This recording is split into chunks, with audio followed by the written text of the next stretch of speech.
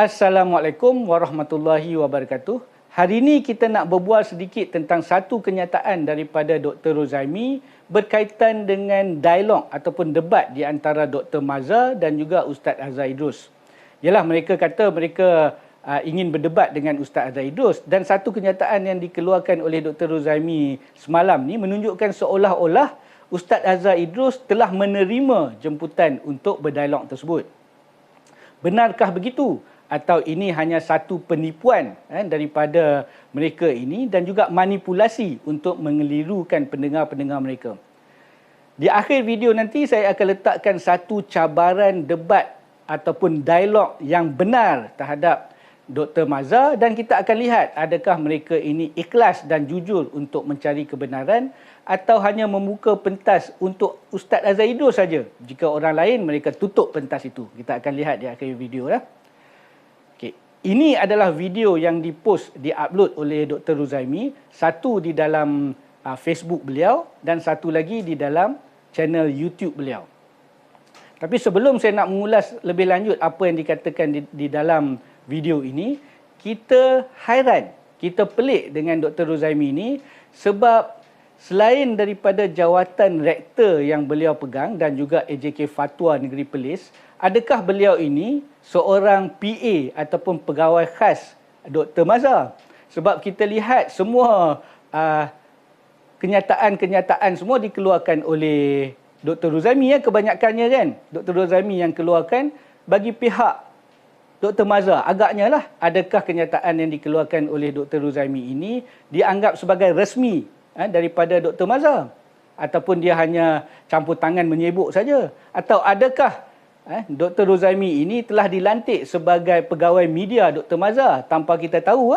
Kita hanya tahu dia rektor QIPS dan juga AJK Fatwa. Tak tahulah jika di belakangnya beliau adalah pegawai media Dr. Mazhar. Tapi bila kita lihat beliau boleh campur tangan, memberi kenyataan bagi pihak Dr. Mazhar, jadi saya rasa tidak ada salahnya jika saya juga ingin mengulas dan juga memberi sedikit kenyataan untuk Ustaz Azhar Idrus. Kembali kepada video yang diupload oleh Dr. Rozaimi ini, saya rasa saya tak perlu playback video ini, 2 minit lebih saja, membuang masa kita di dalam channel ini. Tapi linknya saya letakkan di dalam description box jika sesiapa nak dengar. Cuma di dalam video ini, apa yang akan saya ulas adalah terbahagi kepada beberapa perkara. Yang pertamanya tentang caption, apa yang ditulis oleh Dr. Rozaimi di atas video ataupun berkenaan dengan video tersebut di dalam Facebook dan juga di dalam YouTube. Kita akan tengok caption tersebut ya. Yang keduanya adalah isu berkaitan dengan Asy'ariyah yang dikatakan oleh seorang ustaz itu sebagai tidak bertuhan. Dia kata Asy'ariyah ni akidah mereka tidak ada Tuhan sebenarnya. Dia katakan. Jadi kenapakah Dr. Mazhar perlu bertanggungjawab terhadap kenyataan yang dikeluarkan oleh ustaz ini? Itu yang kedua. Yang ketiganya, kita akan tengok bagaimana kolerasi ataupun kias yang dibuat oleh Dr. Rozaimi yang bertaraf PhD ini, kias di antara Dr. Mazhar yang perlu bertanggungjawab terhadap kenyataan yang dikeluarkan oleh ustaz itu, dan juga Ustaz Azhar Idrus yang katanya perlu juga bertanggungjawab terhadap Ayah Pin. Kolerasi ini kita akan bincang di dalam video ini sekejap lagi. Kemudian yang keempat, di akhirnya barulah saya akan letakkan satu cabaran dialog kepada Dr. Mazhar, yang mana Dr. Mazhar ataupun konco-konconya yang lain itu mengatakan pentas terbuka, mari berdebat. Jadi kita akan lihat benarkah terbuka untuk semua. Sebab ini adalah satu jemputan khusus oleh seorang asatizah ni untuk berdialog dengan Dr. Mazhar. Jadi kita akan lihat betulkah pentas itu terbuka untuk semua. Kita akan lihat nanti di akhir video ya. Okey, berbalik kepada yang pertama tadi, iaitu caption apa yang ditulis oleh Dr. Rozaimi di dalam Facebook dan juga di dalam YouTube-nya. Okey, kita tengok dekat sini. Ini videonya ya. Jadi kita tengok apa yang ditulis. Okey, Dr. Rozaimi tulis, Ustaz Azhar dah setuju dialog dengan Mufti Perlis. Alhamdulillah, kami akan sediakan surat jemputan rasmi. Kan? Mula-mula saya tengok ini, saya nampak Ustaz Azhar Idrus dah setuju dialog dengan Mufti Perlis. Alhamdulillah dia Dr. Rozaimi sebut dan akan sediakan surat jemputan rasmi. Jadi sekali arung kita tengok macam Ustaz Azhar Idrus dah terima dah, okeylah dia orang nak buat surat. Lepas saya tengok dengan lebih teliti, rupanya ada tanda soal kat situ. Ini satu game taktik yang biasa digunakan oleh Dr. Ruzaimi. Dia suka letak tanda soal. Saya buat yang sama, mereka semua marah kan. Tapi ini adalah daripada taktik, strategi Dr. Ruzaimi sendiri, letak tanda soal kan. Tapi kali ni kita tengok, bila letak tanda soal ni jadi apa? Adakah ayat kenyataan telah bertukar memang menjadi persoalan? Adakah begitu dalam statement ini? Kita tengok bila ada tanda soal, dia jadi macam mana, kita tengok. Ustaz Azhar dah setuju dialog dengan Mufti Perlis. Alhamdulillah, kami akan sediakan surat jemputan rasmi. Jadi macam mana? Dia bunyi seperti Ustaz Azhar Idrus dah terima jemputan lah kan. Walaupun ada tanda soal, tetap bunyi macam tu. Sebab dia tulis kat sini, Ustaz Azhar dah setuju dialog dengan Mufti Perlis. Seolah-olah ada orang bagi tahu kan. Ada orang bagi tahu dekat kita bahawa Ustaz Azhar dah setuju ni dialog dengan Mufti Perlis. Jadi kita pun, Ustaz Azhar dah setuju untuk dialog dengan Mufti Perlis. Alhamdulillah. Sebab tu ada Alhamdulillah kan. Alhamdulillah. Kami akan sediakan surat jemputan nanti. Surat jemputan rasmi. Nampak tak? Jadi kenyataan caption keseluruhan tu memberikan impression bahawa Ustaz Azhar Idrus dah terima. Betul tak? Dah terima dah. Walaupun ada tanda soal itu, satu impression kepada pendengar Dr. Ruzaimi, seramai 200,000 lebih di dalam Facebook itu, memberi impression, Ustaz Azhar dah setuju ni nak berdialog. Di dalam YouTube pun sama juga. Di dalam post di dalam YouTube, dia tengok dekat bawah ni, dia tulis macam mana, sama juga. Ustaz Azhar dah setuju dialog dengan Mufti Perlis. Dia ada tanda soal kan. Kami akan sediakan jemputan rasmi, samalah kan. Cuma tak ada Alhamdulillah lah di dalam tajuk YouTube tu. Tapi dalam Facebook, 200,000 lebih orang ni, bila baca sekali, nampak memang betul Ustaz Azhar Idrus telah setuju terima untuk berdialog. Nampak tak? Ini game. Sebab apa? Dalam ramai-ramai orang yang lihat tu, mereka pasti akan ada yang terlepas tanda soal tu. Jadi mereka nampak macam, Ustaz Azhar Idrus dah setuju terima. Kan? Jadi bagi yang nampak pun akan baca seterusnya, Alhamdulillah kami akan sediakan surat jemputan rasmi. Seolah-olah memang jadilah jemputan ni. Nak ajukan surat jemputan rasmi. Jadi apakah implikasinya? Kenapa teruk sangat benda ni?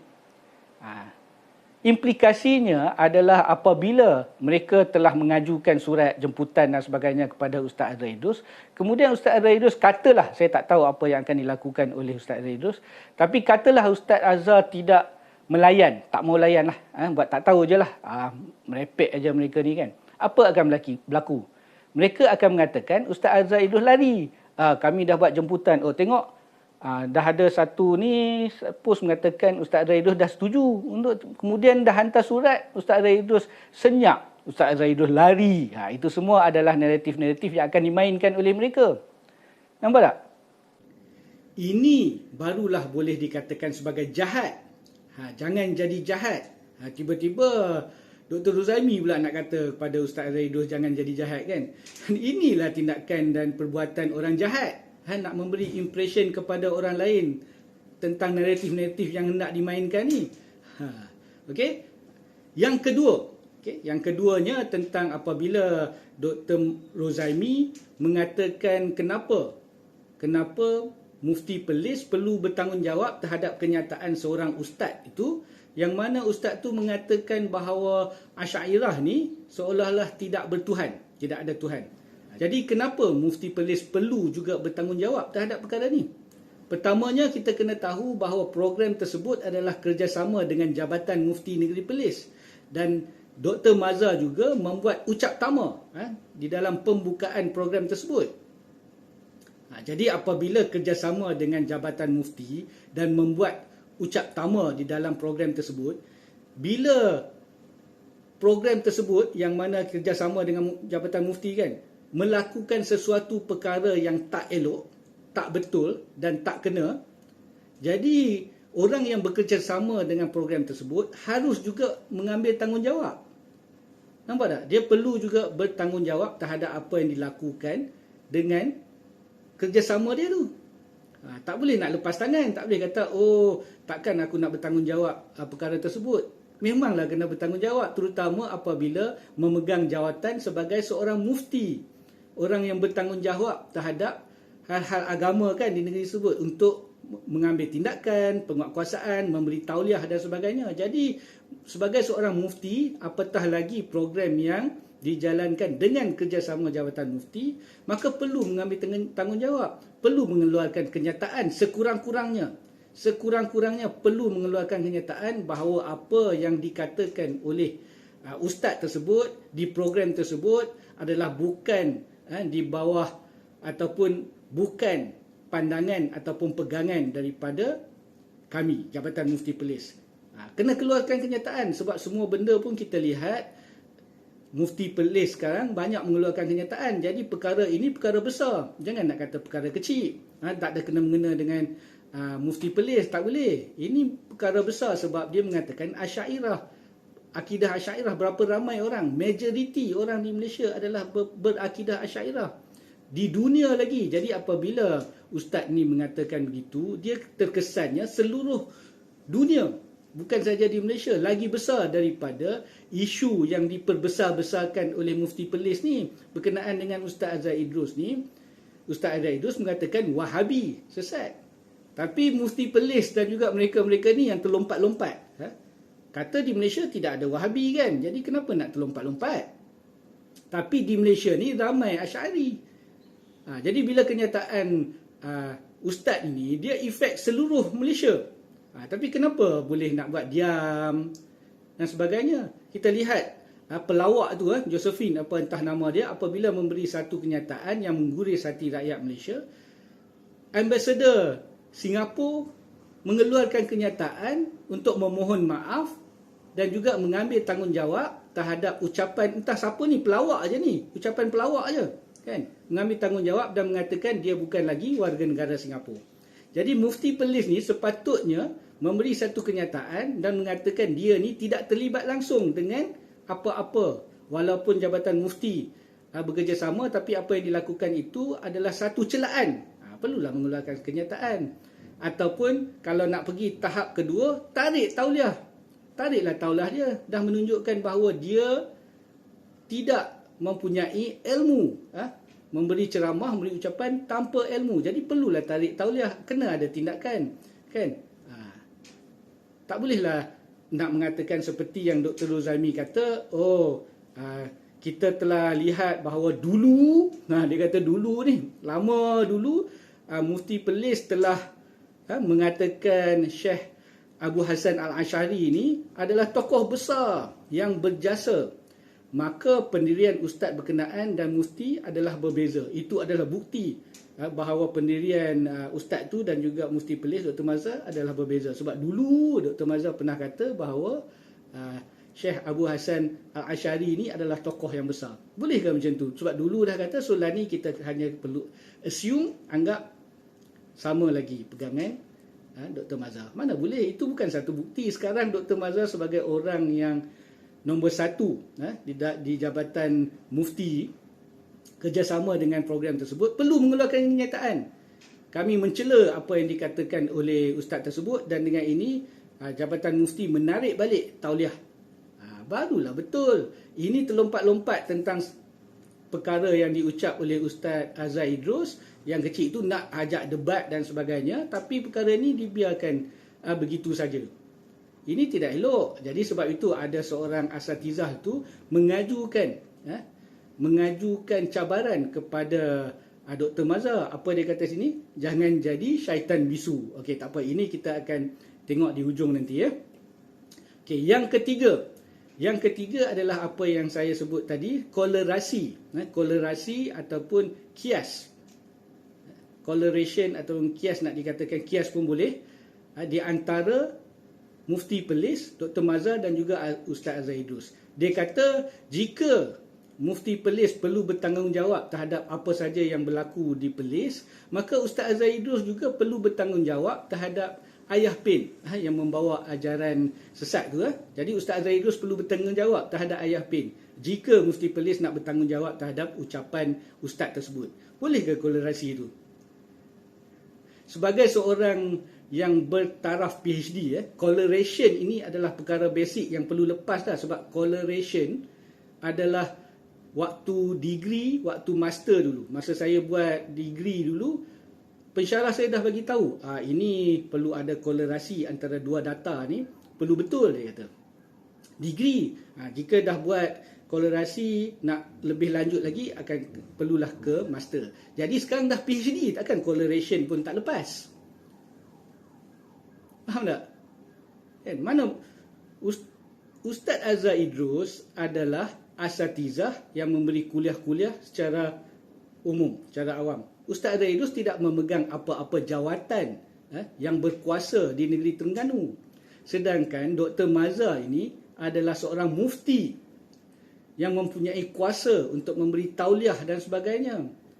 Jadi dia bertanggungjawab terhadap urusan-urusan agama di negeri Perlis. Jadi apabila orang memberikan ucapan ataupun syarah yang salah, dia bertanggungjawab untuk mengambil tindakan. Memang terkait sebab dia adalah mufti yang diberi tanggungjawab yang berkuasa di negeri Perlis. Sedangkan Ustaz Azhar Idrus ini asatizah, penceramah, pengajar, guru sahaja. Dia tidak mempunyai kuasa untuk mengambil tindakan terhadap ayah PIN. Mana boleh kolerasi macam tu? Jika nak banding, dia kena bandingkan mufti dengan mufti ataupun kerajaan negeri dengan kerajaan negeri. Kita kena lihat, adakah kerajaan negeri, penguatkuasa di negeri Terengganu ambil tindakan atau tidak kepada ayah PIN. Ada ambil tindakan. Jadi kerajaan negeri Terengganu lebih baik daripada negeri Perlis sebab mereka ada ambil tindakan apabila sesuatu perkara yang tidak benar telah dilakukan oleh rakyat mereka, mereka ambil tindakan. Bagaimana dengan kerajaan negeri Perlis ini? Takkan nak biar saja satu kenyataan yang salah, buruk dan menunjukkan kebodohan dan kesalahan itu. Patut kena ambil tindakan, kena panggil, kena sesi soal jawab sebagai seorang yang bertanggungjawab terhadap hal-hal agama di negeri Perlis. Inilah masanya untuk menyoal ustaz tersebut jika betul ikhlas untuk memberikan ataupun menjalankan hal-hal agama di negeri Perlis itu. Jadi perlulah tarik tauliah yang telah diberikan. Ini nak cerita tentang Ustaz Wadi yang belum diberi tauliah itu, kecoh nak panggil untuk interview dan sebagainya. Ini dah sah-sah salah.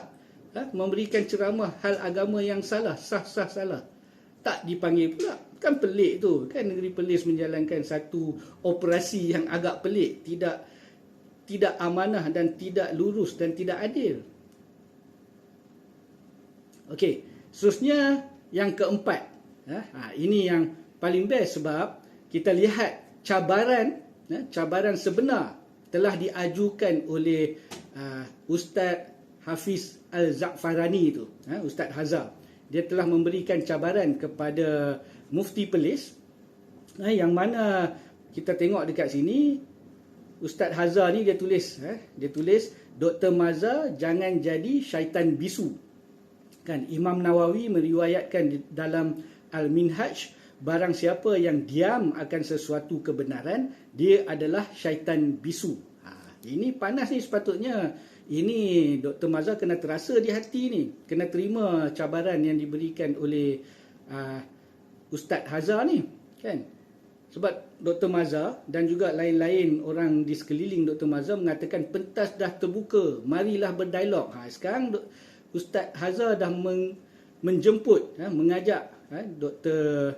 Mazhar untuk berdialog. Adakah jika orang selain daripada Ustaz Azhar Idrus ajak dialog, tak mau, tutup semua?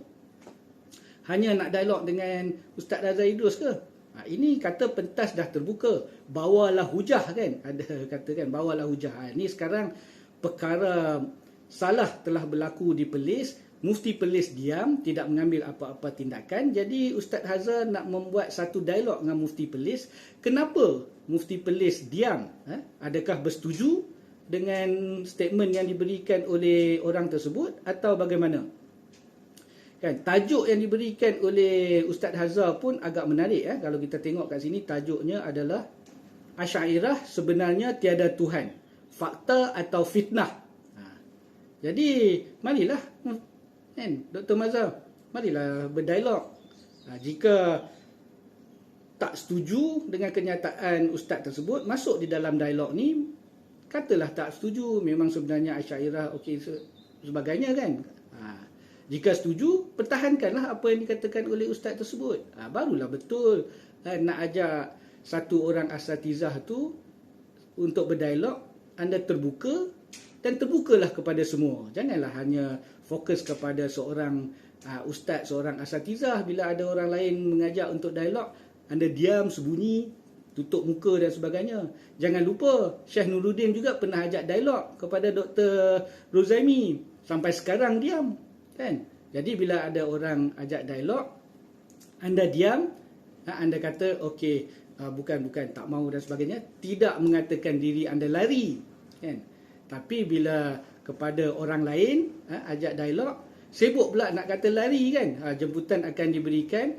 Apa yang Dr. Rozaimi kata dalam video tu, jemputan sudah diberikan, jangan lari, datang untuk menghadap, kan? Jangan lari. So kalau Ustaz Azhar Idrus tidak menerima, buat tak tahu aja jemputan merepek macam tu, so anda nak menuduh dan nak troll dia, nak mengatakan Ustaz Azhar Idrus lari lah, kan? Itu yang planning anda, kan? Planning anda semua ni di utara tu, rancangan dia macam tu lah, nak mengatakan Ustaz Azhar Idrus lari. Padahal anda dah lari lama dah. Lari daripada Dr. Aiman, lari daripada Syekh Nuruddin, kan? Ini Ustaz Hazar pula menjemput anda untuk berdialog. Anda nak lari juga ke? So 3 lari nak mengatakan satu kepada Ustaz Azhar Idrus, kan tak betul tu. Kan anda dah mengatakan di dalam video tersebut bahawa jika tidak menerima dan tidak datang, setelah membuat jemputan rasmi, tidak terima dan tidak datang, anda memberikan impression bahawa lari, jangan takut, bertanggungjawab, jangan cuci tangan dan macam-macam, kan kata. Jadi yang ni pun samalah, jemputan daripada Ustaz Hazar ni. Okeylah, kalau nak kata perlukan jemputan rasmi, mungkin Ustaz Hazar jika mendengar siaran ni, keluarkanlah jemputan rasmi kepada mereka, kepada Dr. Mazhar, dan kita lihat adakah mereka diam, buat tak tahu, yang mana kita boleh katakan seperti yang mereka kata. Mereka kata kalau tak terima, tak datang, sebagai lari, kan. Jadi jika mereka tidak menerima jemputan daripada Ustaz Hazar, maka kita ramai-ramai ni boleh post di dalam komen-komen di Facebook, di dalam YouTube mereka, lari.